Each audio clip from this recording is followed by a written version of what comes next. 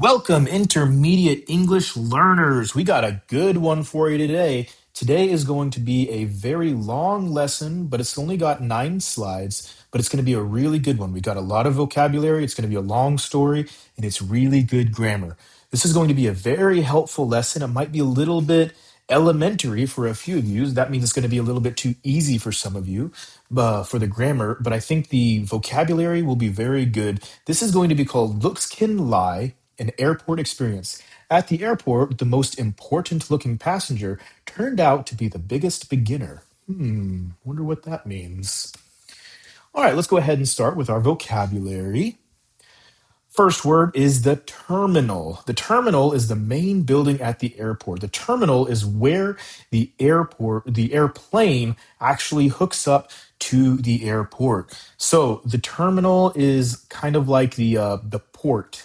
I don't know if you know that word, but the port is like the connection between the building and the plane. Frequent flyer. Frequent flyer is a little bit of a slang word. It's someone who flies often. It just means, I mean, it is a self-explanatory there, a frequent flyer, but it's a slang word, and we also use it in English for a lot of other different things. If you eat at a restaurant a lot, maybe the people there will call you a frequent flyer. It just means you do something many times. You're a regular. Check in to confirm that you are flying and to receive a boarding pass. When you first go to the airport, the first place you go to is the desk and you go to check in. Second, or the next, is the security line where you go. You have to put your bags in the box and have the security, and you go through the metal detector. That's called the security line. Confusing, difficult to understand. You should already know this word. This one is an A-level word, but I went ahead and added this one in here because it has a lot to do with this story. Delicate, easily damaged or affected. If you know the word fragile, it's a very similar word. It means you can break it. It doesn't take a lot to break it. It's very easy to break. Prepared, ready for something. Are you prepared? Are you ready to listen to the story? All right, brave, not showing fear in a difficult situation. If you're in a scary situation, if you've got someone yelling at you, but you don't want to cry, then you are brave. Um, if you want to jump out of a plane with a parachute and you're not afraid, that means you are brave. Okay, now it's time to listen to the story. Now, this story, it's not going to have any. I'm not going to put the. I'm not going to put the words on the screen here. What I'm going to do instead is I'm going to read the story twice. The first time very slowly, the second time relatively quickly, and then we're going to ask the questions afterwards. So I want you to listen really intently. I want you to listen and focus carefully about the story. Here we go. Kai arrived at the airport 2 hours early because they were sure it was better to be safe than sorry. The terminal was already busy, but one person stood out, a traveler in a perfect suit, rolling a shiny suitcase that looked more expensive than most cars.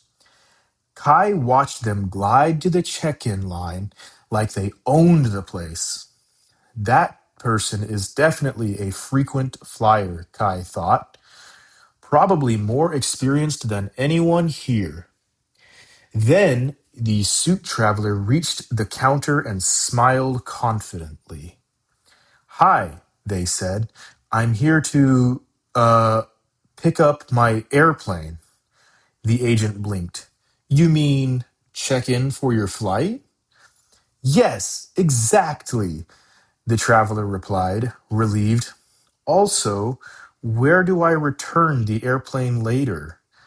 Kai tried not to laugh. The traveler continued, getting more and more serious with every question. So, this is the security line, they said. Is it safer if I remove my belt or more dangerous? The agent explained patiently. The traveler nodded like they understood everything, then whispered to Kai, "This airport is more confusing than I expected." At security, the traveler placed their suitcase on the belt and announced, "Please be careful. It's full of delicate contents." Kai finally smiled. "First time flying?" The traveler sighed. "Yeah, I wanted to look more prepared. But honestly, the more I try to seem calm, the worse I feel." Kai said, "Don't worry, you're doing better than you think." A few minutes later, they sat at the gate together. The traveler, whose name was Mina, admitted that they had watched 10 how to fly videos, but real life was harder than YouTube. Kai offered a simple tip. If you're unsure, ask. People are kinder than they look. When the boarding started, Mina stood up and said, "Thanks. You're friendlier than my suitcase." Kai laughed, "And you're braver than your suit." As they walked onto the plane, Kai realized something.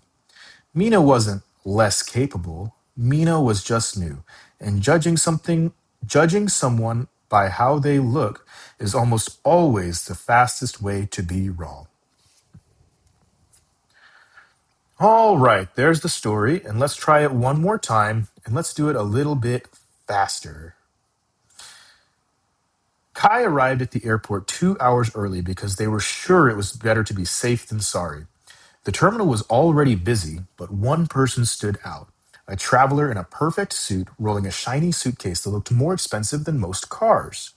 Kai watched them glide to the check in line like they owned the place. That person is definitely a frequent flyer, Kai thought. Probably more experienced than anyone here. Then the suit traveler reached the counter, and smiled confidently. "Hi," they said. "I'm here to pick up my airplane." The agent blinked. "You mean check in for your flight?" "Yes, exactly," the traveler replied, relieved. "Also, where do I return the airplane later?" Kai tried not to laugh. The traveler continued, getting more and more serious with every question. "So, this is the security line," they said.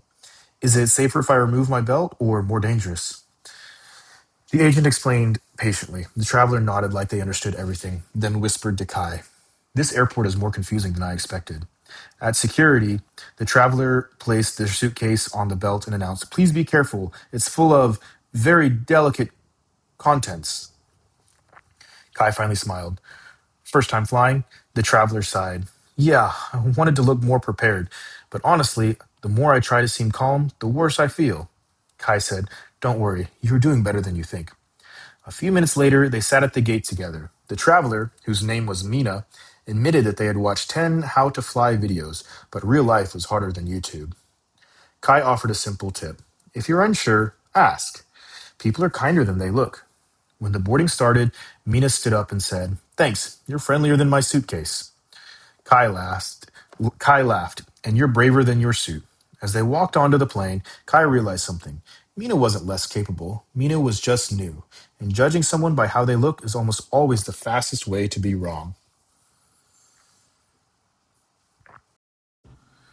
All right, let's do a comprehension check.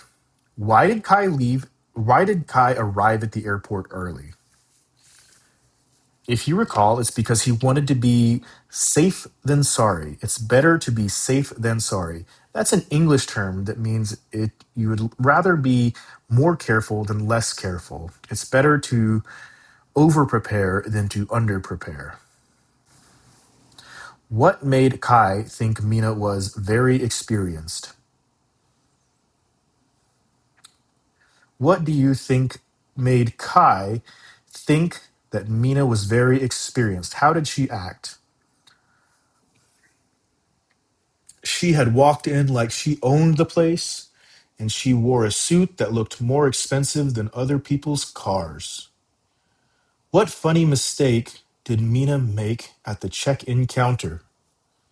Do you remember what she said when she went to the check in counter? She said she wanted to pick up her airplane. That is not what you do at the airport. What did Mina admit about trying to look prepared? She said the harder she tried to look cool, the more difficult it was to remain cool. And what is the moral of the story?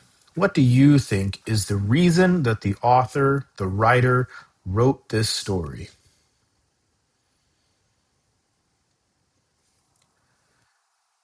The moral of this story is don't judge a book by its cover. Now, that is a slang term, a phrase that we use in English that means that w- things aren't always as they seem. If you are a judge, if you quick to make assumptions and judge, you are often wrong.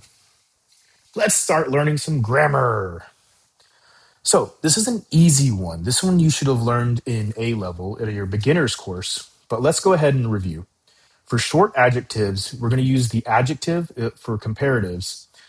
We're going to use the adjective plus er to compare two things. So if one person is kind, but another person is is even kinder, they are more kind.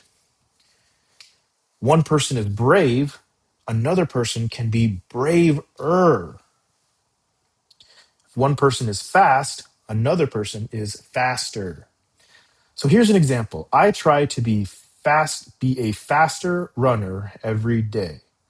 So fast is the verb, and then we put er after fast, and it makes faster. Very simple. You should have already learned that. But sometimes with long adjectives, we can't just put er after the end. Instead, we put the word more in front of the adjective to make the comparative make sense. So, with adjectives that are usually more than two syllables, prepared is only two syllables, but if you put more in front of it, that will make that make sense. You cannot say preparedder. You can't be prepareder than someone else. You can only be more prepared. Confusing? One thing is not confusinger than another, but it can be more confusing. Experienced? You cannot be experienceder. You have to be more experienced. This airport is more confusing than I expected. I hope that this lesson is not more confusing than you expected. Next, we're going to learn about irregular comparatives. Now, there's only a few of these, so it's good to memorize these. But some comparatives, these adjectives do not make they you just cannot put more or good or you cannot put more or er after to make it make sense. You have to use a completely different word altogether. So good cannot be gooder. It cannot be more good. It would be better. Bad becomes worse. It cannot be badder. There's no such word as badder. Far can be farther or further. The words farther and further be the exact same thing. You can use either or in any situation. Little, you cannot have the word littler or more little. It always has to be less. There is if you have a little bit of milk in your cup, you cannot have littler milk if you pour some out. If you pour some milk out of the cup, you will have less.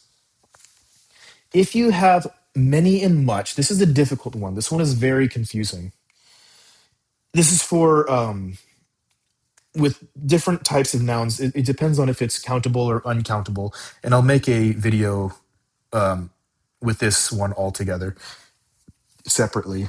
But many and more, you cannot have manier or mucher. It always becomes more. If you have a quantity, if you have some of something, if you have some, if you have many pencils, if you have more than many, it would be just more. You have more. Or what you can say is many more or much more for uncountable nouns. But It is always, you just add more after many or much, and that is how you make that comparative. So the example, you're doing gooder than you think, is not how we say it in English. What we say is you're doing better than you think. Okay, for the homework, for the speaking practice, you're going to need a partner. You're going to need someone else to help you with this one. So have them, for two people for this lesson, go ahead and have them listen to the story, and y'all both understand the story, and y'all will speak to each other. You are Kai, and your partner is Mina, one or the other. Ask three questions to understand Mina's problem. So you're not telling her thing, you're asking questions about Mina's problem. Ask three questions. Then what we'll do is we'll give four pieces of advice using comparatives. Like this line is faster than that one, etc. Etc. means and stuff like that. Use at least two of the more sentences, which is like the more. Let's go ahead and skip that part. Okay. Finish with a short ending, that line that shows the moral, don't judge. So what I want you to do for this speaking practice here is go ahead and practice with a friend or someone else who is learning English, or what you can do is comment below and let me know what you think the answers to these questions. What would you ask Mina to understand her problem, or what pieces of advice would you give her using comparatives? All right, that's all. Thanks for watching. Please like and subscribe, and we'll see you in the next one.